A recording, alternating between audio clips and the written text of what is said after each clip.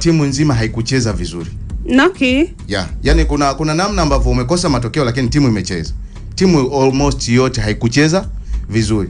Yani mimi ukiniambia mchezaji wa Simba ambaye jana amecheza katika kiwango bora basi ni Dirock.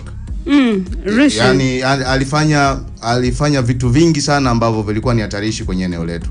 Yani ndio mchezaji ambaye amefanya kazi kubwa, lakini wachezaji waliobaki wote walicheza mechi, walicheza katika kiwango cha kawaida sana. Kwa hiyo si tu. Na kwa nini wanacheza kiwango cha kawaida? Ni ulivyotazama.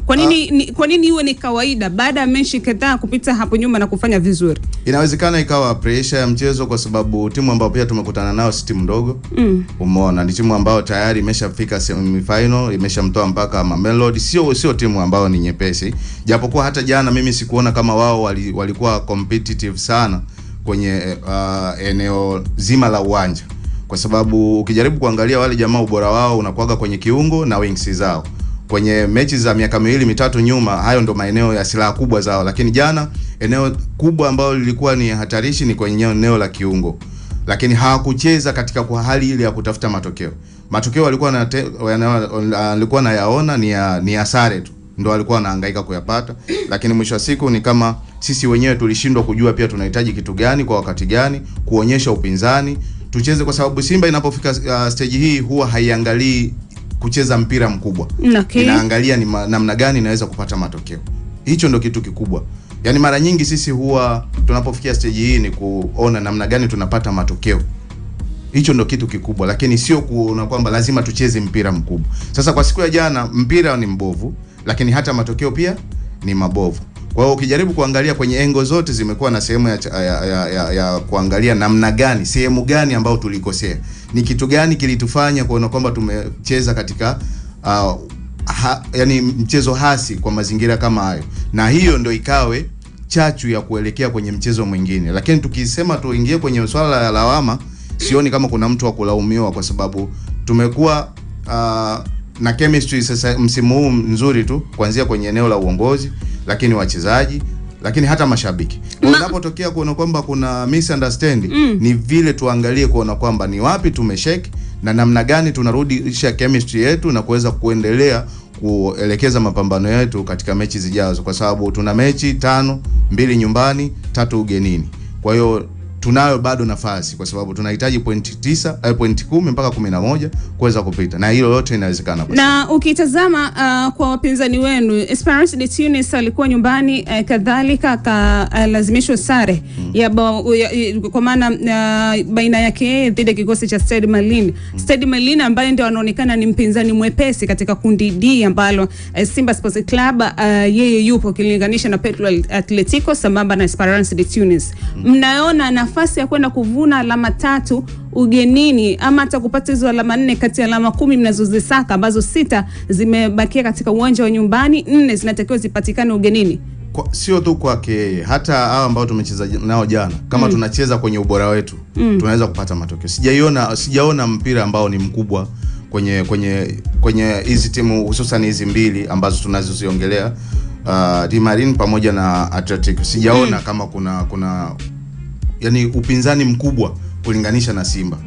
Of course tunaweza kusema jana hao tulokutana nao kidogo wana uzoefu, na ndio kitu ambacho hata jana ukikiangalia kimeibeba kwa kiasi kikubwa sana, kwa sababu wana uzoefu na wanajua wanachokitafuta ni kitu gani. Lakini kwenye haya mashindano tumekutana watu timu 3 ambazo kimsingi tumekuwa tukienda mara kwa mara kwenye maeneo haya ya group stage. Kwa hiyo wakati mwingine ubora, lakini vile uzoefu pia unaweza ukakubeba katika kuhakikisha unapata matokeo.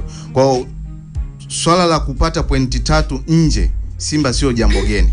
Kwa nyakati za hivi karibuni tumekuwa tukicheza ugenini na tumekuwa tukipata. Mara mwisho kuchukua alama 3 ilikuwa dhidi ya Vipers kwenye group stage. Ndio maana nikasema dhidi ya Vipers. Ndio maana nikasema kama tutaacha haya masuala ya lawama, tukaangalia wapi tumekosea na tukatengeneza nguvu ya pamoja, tukasema tunaelekea sasa kuzitafuta pointi 3, 100% mimi na imani ugenini tunapata point 3 na mechi zilizobaki hapa tunaweza kupata point 3 kila mechi. Abogesti, tutazame pia katika kikosi hiko cha Simba. Juzi Jumatano, Brain ilikuwa amekaa hapa nilipokaa mimi, na mimi nilikaa hapo nilipokaa Abogesti. Tulikuwa tunatazama na kusikiliza alichokizungumza Ahmed Ally katika kwa maana hamasa za kuelekea katika mchezo huo. Akasema wanafahamu na kwenda kukutana na Petro, timu ngumu, lakini wanachotaka iwe siwe Simba apate alama 3. Mimi nikamwambia Simba anatakiwa ende na tahadhari, kwa sababu msimu huu hajashinda mechi yoyote katika uwanja wake wa nyumbani, zile za preliminary round ambapo ndio huwa zinaonekana mechi rahisi kuliko hizo za group stage ambao nakutana na wapinzani wengi ambao wakubwa katika makundi. Kwa hii trend ambayo wako nayo, mechi 3 mfululizo hawajapata alama 3, kwa maana hawajapata ushindi kwa Mkapa. Mechi 2 zilizosalia, nini ambacho mshabiki wa sasa hivi ambaye anatufuatilia Kipenga Extra anaweza kaona, kwa maana inawezekana au haiwezekani kwa Simba kwenda kuvuna alama 6 Benjamin Mkapa? Nini wakifanye? Unajua, kwa bahati mbaya sana ni ukweli mgumu ambao kupokea ili ufanyie mabadiliko yawezekani kawa ni kitu kigumu sana kwa moment ilivyo kwa Simba kwa hivi sasa. Kuna mambo kwenye football, kuna form, kuna class, ndio, alafu kuna aina ya mpinzani unayekwenda kucheza naye. Utatanguliza nini pale ambapo aina ya mpinzani. Simba ya hivi sasa almost tunakwenda misimu miwili, unakwenda wa 3, timu ya daraja la kwake ni ngumu kuifunga. Yani hilo ni tatizo ambalo limekuwepo. Yani achana na dhidi ya JKT, achana na timu nyingine, dhidi ya daraja la kwake. Okay. Yes, hapa nazungumzia ukianzia ndani, zungumzia Young Africans. Na niliona huko live YouTube kuna msikilizaji na mtazamaji aliniandikia ujumbe akasema, Watara muulize Abogasti, mbona Simba inasajili wachezaji ambao hawana hadhi ya kuchezea Simba? Yani ile potential wise moja kwa moja hatuioni kwenye usajili ambao umesajiliwa hivi sasa. Tunaweza kusema kwa maana kwenye hatua hizi ndo tunapima kwa maana kiwango sahihi cha timu na wachezaji kwa ujumla. Yes, ndio nilikuwa naelekea huko kwamba unakuwa na timu ambayo msimu wa 3, wa 4 kutoka pale ilipomalizia msimu ili iendelee kwenda mbele imestack. Yani hicho ni kitu ambacho kinaisumbua Simba. Ina improve kwa mechi moja, performance ya dakika 90 ama ya dakika 30 inashinda mchezo, unasahau kwamba hili sio daraja. Yani ameshinda kwa sababu aliyecheza naye sio daraja lake, ama amecheza hiyo performance kwa sababu mpinzani hakuwa daraja lake.